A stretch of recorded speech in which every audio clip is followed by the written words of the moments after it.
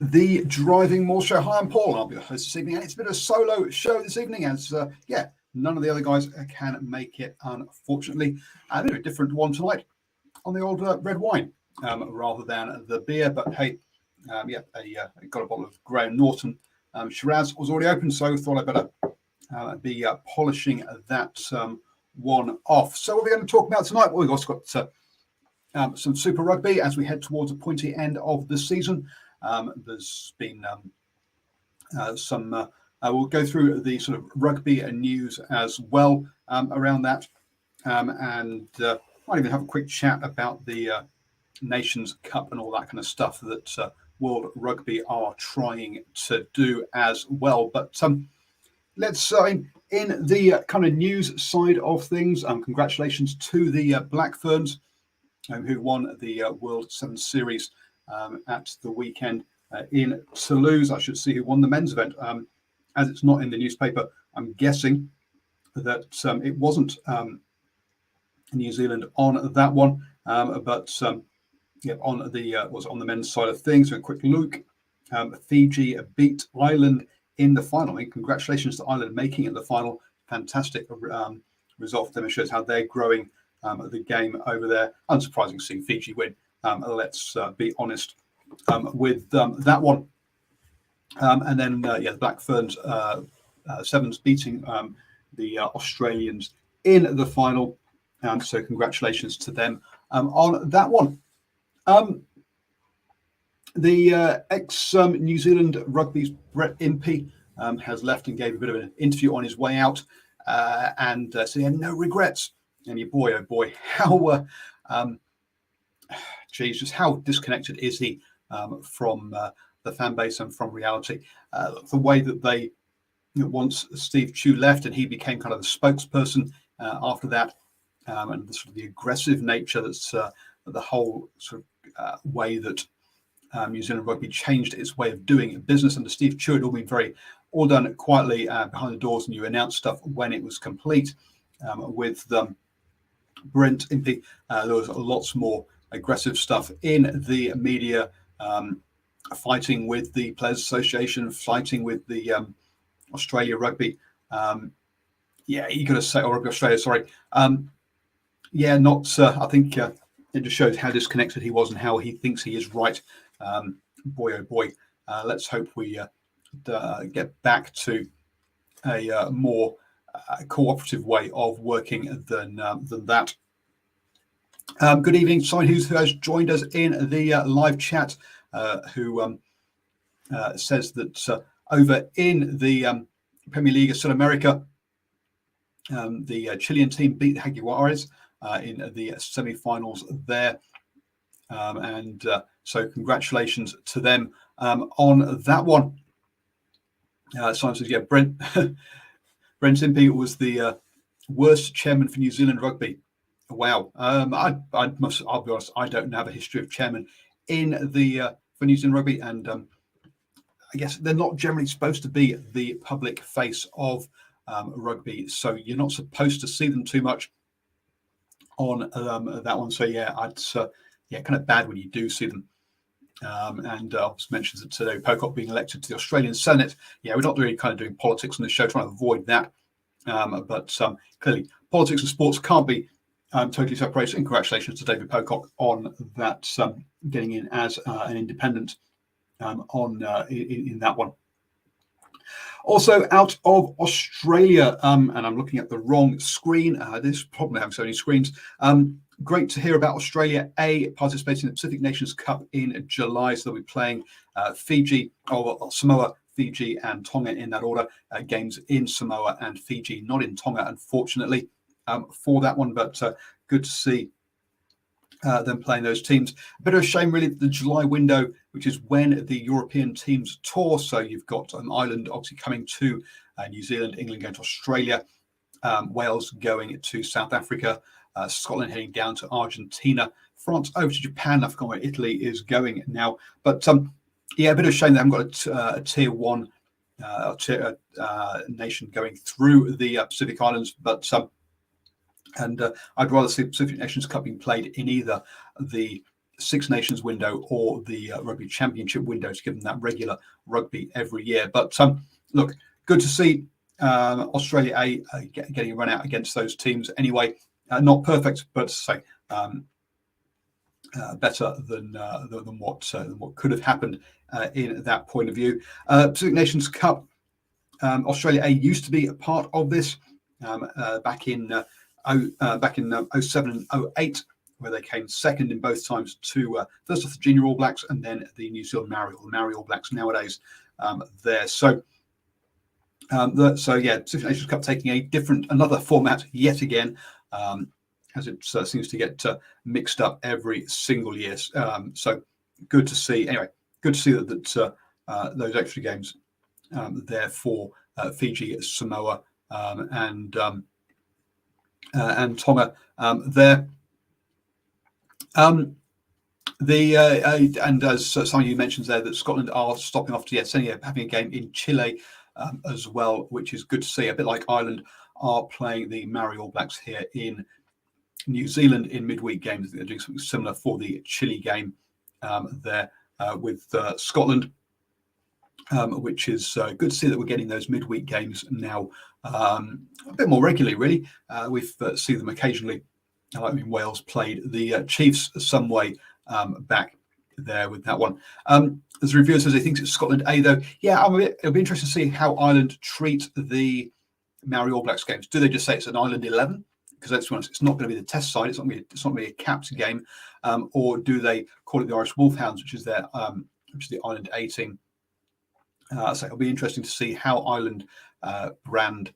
I guess that's what it is really at the end of the day. The same players playing. The games against Maori All Blacks, as you say, Scotland A against Chile, because obviously if it's a midweek game, it is not your first choice team there in that one, which doesn't mean it means it's a non-cap game.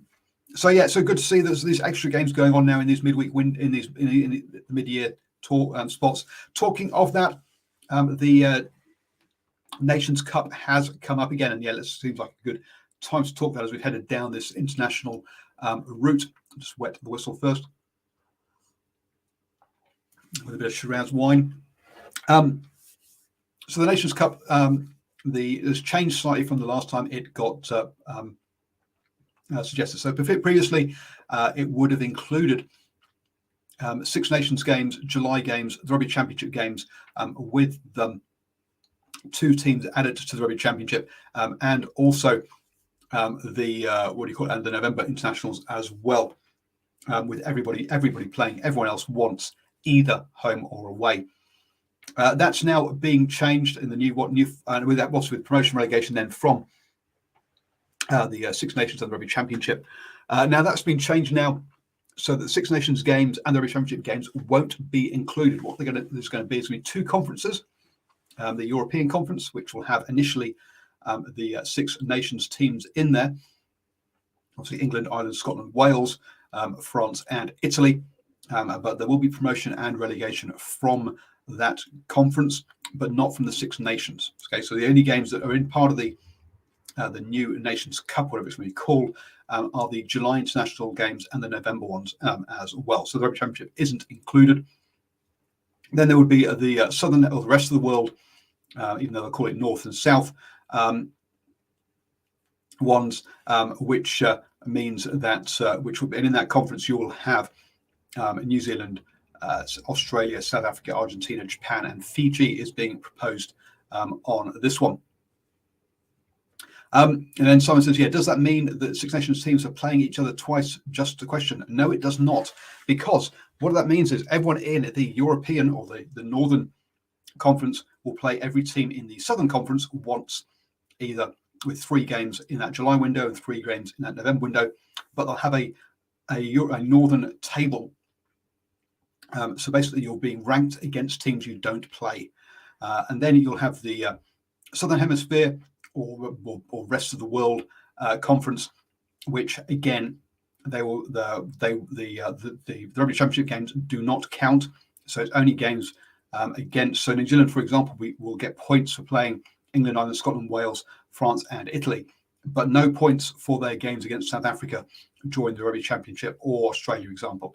But yet will be in a table against those teams. And then the top two teams from those two conferences will then play in a final. The big hurdle being that fourth rugby, that fourth extra window for a fourth game in November that doesn't exist currently. So there needs to be one more window for international games. Also, the relegation games will take place during that window as well. So the bottom team from each conference will play off. So in Europe, that would be against like a Georgia or a Romania, something like that. Whereas the bottom team, which would probably be, let's be honest, Fiji or Japan, would play off against either someone like the USA or Samoa, whoever tops that the sort of the second tier competition there. To me, look, we've had confusing conference systems before in Super Rugby, and it didn't go down too well. Let's be honest. And to me, this unfortunately smacks of that. I'm not sure you need an extra final at the end of all of this either. But I mean, the whole point of this is to make it more relevant and make the games more, therefore, more appealing for viewers. But if viewers can't understand the competition, then are you really going to achieve that? We'll have to wait and see. Remember, the competition only happens every other year. On the even years, it's basically years that don't have a World Cup and don't have a Lions Tour. So it's not. It doesn't. So again, at least the scarcity is there, which is probably which I think is a good thing. It does mean that these tours that we're seeing now, like Ireland coming to New Zealand for 3 games and adding in those Maori All Blacks games, those will disappear and only happen every 4 years during Lions tours, which basically means only France become the proper become a touring country, Italy to a lesser degree, and then all the other teams, England, Ireland, Scotland, Wales, for example, are being part of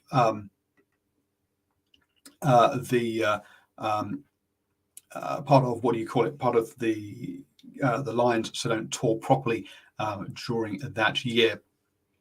So it's a once every other year thing. So it's not. So I guess people the scarcity of those games which will increase interest. I think is a good idea on that point of view. Simon puts in the live chat there that he has to disagree. People like USA Sports, and they have based on conferences. You don't always have to understand how a sports works. Look, I get it, but at least in all the USA conferences, you are ranked against teams. You have in-conference games, and so you're ranked against other teams that you play in your conference. Sure, there are crossover games as well, but you're ranked against teams you play in your own conference. The only time we've seen this kind of approach where you're playing against teams that aren't in your conference, I think there's a Pacific Nations Cup that did it, that was based in the US, based in North America, and the old LV Cup, which was basically the reserves kind of cup that was held by the Premiership teams. This idea of having a conference where you don't play teams in your own conference, I think, is the problem. I think that's what will confuse people. It's like, oh, what, we're going to play England, but if we win, we're not ranked against England. We're ranked against South Africa, who we don't play. How does that kind of work?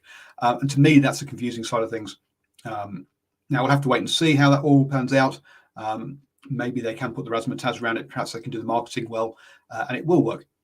But I don't think it's a great start to how this to this format. Personally, I'm not a fan straight from the off. And so there's my opinions on that side of things. Let's crack on into the weekend of rugby. And we kicked off on Friday with the Crusaders versus the Drua. Look, was over at Archman's house for this one. And look, his 10-year-old son says, oh, look, the game's all over already. As I think it was Sevu Reece scored in the first couple of minutes. And yes, it was. I mean, 61-3.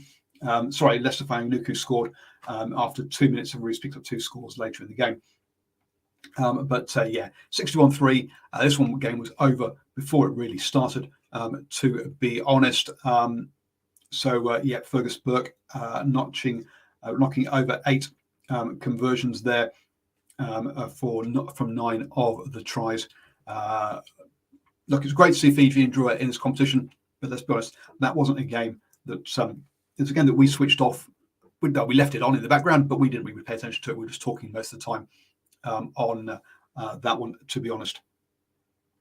That was followed up by the Reds versus Moana Pacifica. Finished off this one 34-22, which unfortunately makes it sound perhaps a little bit closer than it really was, with that try after the on 18 minutes to make things a bit closer. Look, it was 24-10 at half time, and whilst Moana Pacifica did get the first try after the half, it was then all Reds as it went out to 34-15. So well done to the Reds, picking up their first win since the Melbourne round.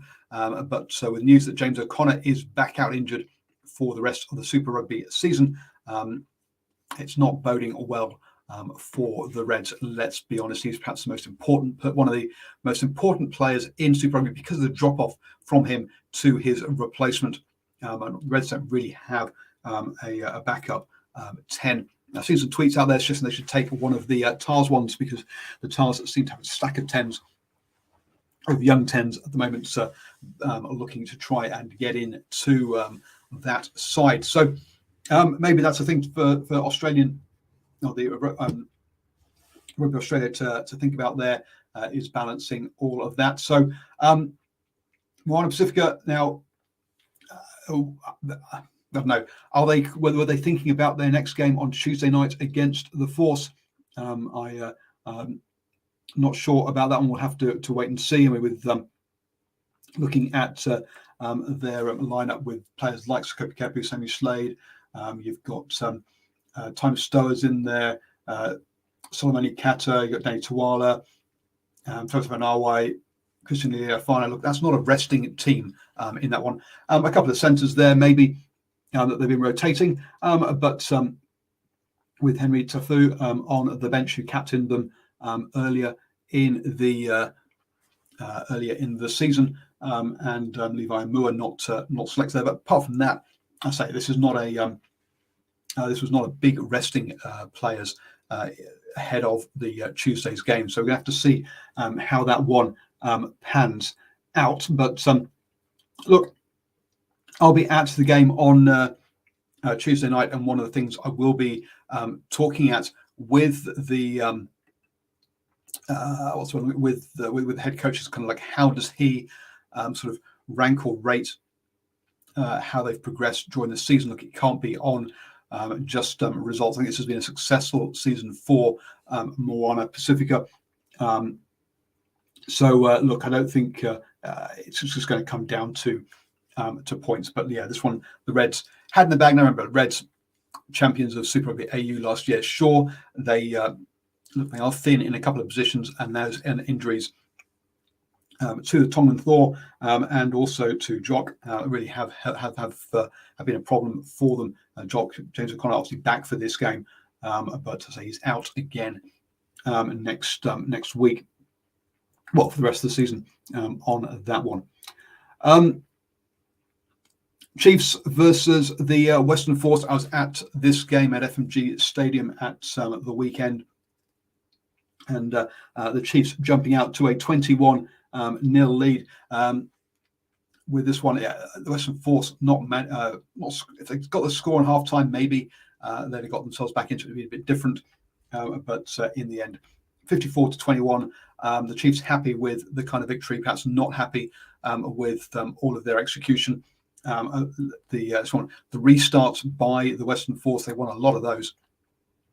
So definitely areas for the Chiefs to work on in this one. But look, they dominated territory in particular, so played in the right part of the pitches, the right parts of the pitch, and that caused the Force problems, and they were very, very unhappy. That one you can see, and I'll just put a video up of the post-match interviews. Just one question I asked about how the team will recover for Tuesday's game. You can just see in the body language how upset and angry, or well, not really angry, but how upset they are with their performance. Yes, on tour you have a limited squad. How difficult is that going to be coping with 3 games or coping with another game in just like 4 days, Captain? Is that how you guys going to recuperate in just those couple of days with this small squad? Oh well, we're footy players is our profession, and that's what we love doing, is playing footy. So it actually means less training and just getting out there and getting stuck into it. So we're actually quite positive about having a bit more time out there on the field playing. Yeah, we call it Storm Week over here. That sometimes the players prefer to have Storm Week because there's less training. So is that going to be kind of part of it? Is the little guys that just get back in there and get stuck in? Yeah, that's right. That's the way we've got to look at it. We've got to look at it from a positive perspective, and how we can grow through this challenge of 3 games within the space of a week virtually. So yeah, we're actually looking forward to it. Great. Well. So there we go. You see, trying to sound positive, but even though he's using the words positive, there's no positiveness in his voice in that one. Look, it's tough for them. Let's be honest. Tim Sampson knows. Well, has already been replaced. So the players know that. He knows that he's not around next season. They were out of the running for the playoffs, and so it becomes very difficult as to how do you handle the rest of that season? Do you try and once you're out of the playoffs, do you try and build for next season? Well, you can't really, because you're not the head coach next season, but you can't be playing for playoffs. So there's not really much to play for. I can imagine that's a very difficult situation to be running the Western Force. And they've been a bit of a kind of mess since that. Not a bit of mess. I think they've sunk down since that kind of announcement and sort of being out of the playoffs. They started the season well, but clearly have not pushed on in the way that I think some of us thought they might do, or hoping they would have done, having had a proper pre-season for the first time of the piece. Someone else, is there any news as to going to the next head coach of the Western Force? Yes, it's Cron, who is going to be the Western Force's head coach. So Simon Cron will be the new head coach next year, which I think is so. I mean, he'd already been named. I think that was towards the end of March, which was kind of not the sort of thing that happens in rugby generally. The way that normally happens. I mean, look, you basically someone like Brown down at the Highlanders. Look, we know his contract's running out, and he said it's not going to get renewed. He's not renewing it. So you kind of leave that way. You don't generally have it generally doesn't work when the next person has been named in that one. The Force could have 3 results go their way to get into 8th, but it's highly, highly unlikely. Those 3 games, folks, are this Tuesday night, Moana Pacifica versus Western Force. So first off, they need to win that game. They then need to beat the Hurricanes over in Perth, and for the Highlanders to lose to the Rebels following that game as well. And the Highlanders will know what they need to do to make sure they get in that top 8. So first off, the Rebels do need to win both of those games. They're on 16 points currently, so trailing the Highlanders by 6 points. So they need to win both those games, and also for the Highlanders to lose as well. So look, I can't really see that happening. Let's be honest, because the Rebels have not been very good either. So look, it's we're looking at you say quite unlikely. Mathematically, yes, they can do it, but we're looking at miracles for them. Let's be honest. And I think Tuesday night's game against Moana Pacifica is going to be really interesting to see how definitely. I mean, Moana definitely in with a shout for this game. I thought they might rest a few more players for that game over against the Reds to be ready for Tuesday, but clearly that's not the approach that they've taken on that one. It was also Peter Gus Sawakula's 50th game. I have got to interview him afterwards, talk about what it means to him to play 50 games for the Chiefs. I'll put that up on the New Zealand Sports Radio Patreon page this evening. So do head over there to patreon.com/NZ Sport Radio to see Peter Gus Sawakula talking about his 50 caps for the Chiefs. And then you can help me help fund New Zealand Sport Radio so we can actually afford to buy cameras, etc. And microphones. Stephen Harris has been doing some great work getting around the Auckland club scene. And we would love to be able to get him a tripod and a better camera so that he can cover those games a bit better. So if you would like to help that, then please head over to patreon.com/NZ Sport Radio. After that, then, we had the Hurricanes up against the Melbourne Rebels. This one finished 45-22. Again, the Hurricanes dominated possession and territory. The Rebels not helping themselves out with 70% on their line-out on this one. I was driving for this game, so I didn't actually see this one. But look, with it being at 26-8 at half-time, I think that this game was well and truly over early doors. Let's be honest. A try after Rebels scored first after half-time, but that brought it back to a 26-15. But the Hurricanes just pulled away from there with that one. Geordie Barrett back into the 12 jersey. So it'll be interesting to see how that impacts his All Blacks selections and whether this has been something that the All Blacks have requested or whether this is something that he's talked previously about wanting to play 12 long term and sees that as his position rather than fullback. So going to be interesting to see what that means further on. But I'll be honest, look, a result we expected. And of the 4 games so far, none of them really were that surprising. And this round really was probably one of the more predictable rounds, he says, except that he then went and got a couple of games wrong towards the end. Because we then had the Brumbies versus the Blues, cracking a good game. This one tense all the way through. Look, the Blues dominated possession and territory, 62%, 69%. They had more run meters. The Brumbies gave up 16 penalties, only 5 by the Blues. I think we had both sides complaining about the refereeing and what was and wasn't being allowed to get away with in this one. The Blues scrum, they'll be worried about that one. They only won 10 out of 17, 58%. That's an appalling record at scrum time there in that one, especially when you think about the All Blacks props and stuff that they have got. So, look, the Blues snuck over the line with a drop goal after the hooter. Does this suddenly mean that New Zealand teams know how to get that droppy? No, look, it was under advantage. I think that's probably the only reason that Beauden Barrett went for the drop goal. He knew he had a penalty kick to go for posts if he missed. So it was a shot to nothing. So one that I don't think. It's one that I'll be honest. Would he have taken otherwise? Don't know about that one.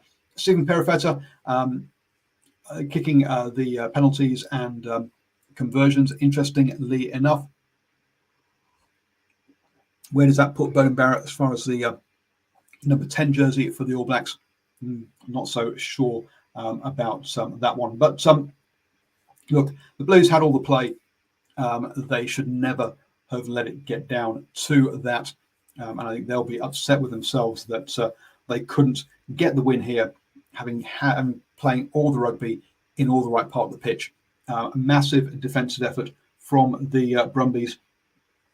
Over 200 tackles made, twice as many as the Blues in this game. And we should do a bit of a hat tip to some of the Brumbies players who put in all of those tackles, because boy, oh boy, there were a lot. Alatoa with 19 and Hooper with 19, topped the number of tackles there. In the backs, Simone 15, Lolosio at 10 with 13 tackles, and Ixtau with 12. So yeah, stacks of hard work put in on defence by the Brumbies in this one. So the Blues really shouldn't have left it so close. Finally, we had the Highlanders versus the Waratahs, a game that really was decided by a tip tackle in this one, because it was close up in that point, 7-all, and then Sam Gilbert tip tackled Hooper and got himself quite rightly red carded. The Waratahs found this space where the extra man was very well, and scored 2 tries to pull out to 7-19 at half time. And whilst the first scores in the second half were by the Highlanders pulling it back to 15-19, that was as close as they were going to get, as the Waratahs had a yellow card and were a man down at that point. Waratahs then came back and played sensible rugby, knocking over penalties. A couple by Edmund. Yes, he missed one, but then scored a try and a conversion to seal things off at 15-30. But yes, keep that scoreboard ticking over, keep the scoreboard pressure on the Highlanders, and that was enough to see them home. A late try by Coombs Fabling meant that it was 20-32 in the end. Must admit, I had the Highlanders down for this one, but the Waratahs have really come a very, very long way this season and are the most improved team by a long shot.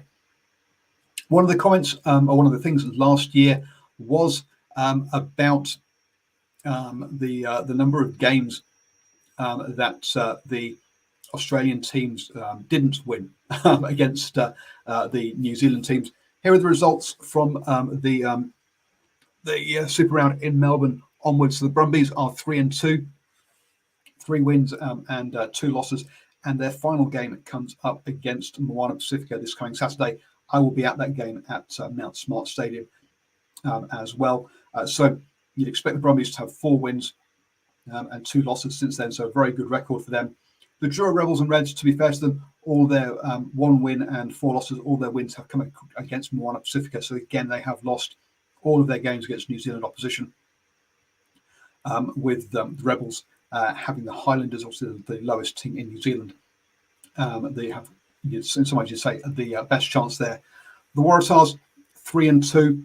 I say fantastic record for them.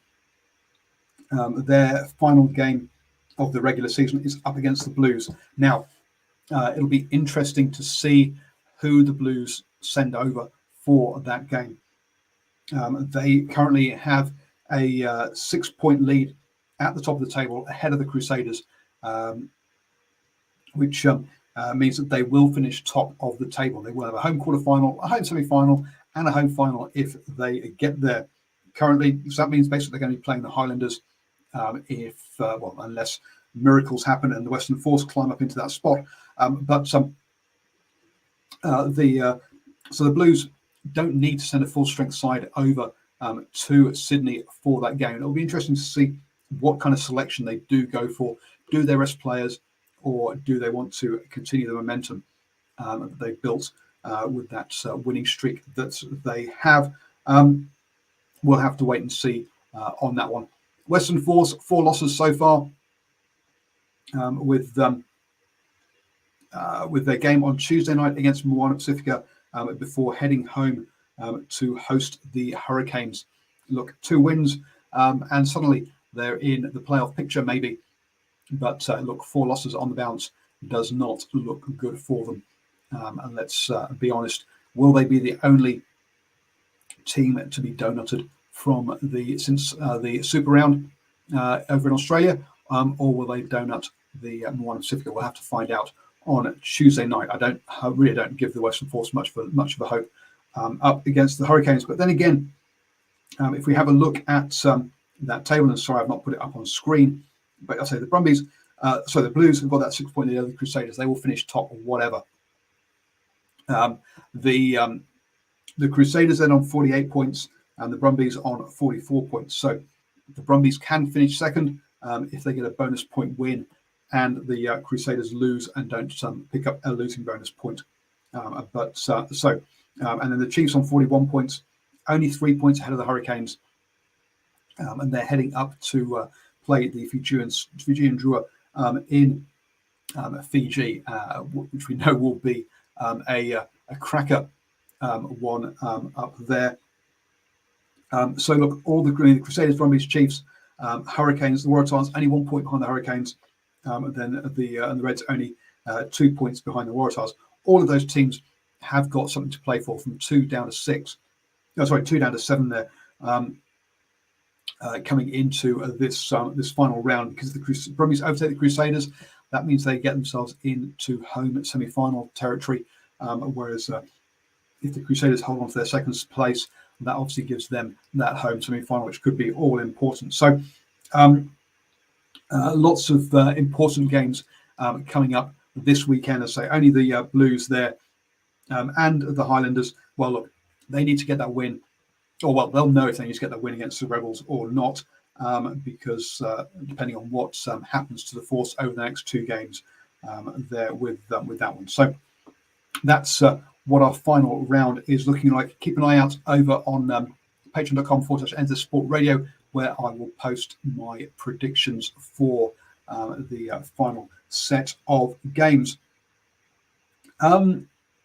And folks, I think that is pretty much it for this evening. Hope you are all staying safe and well. I was at Mount Smart Stadium at the weekend, but that wasn't for rugby.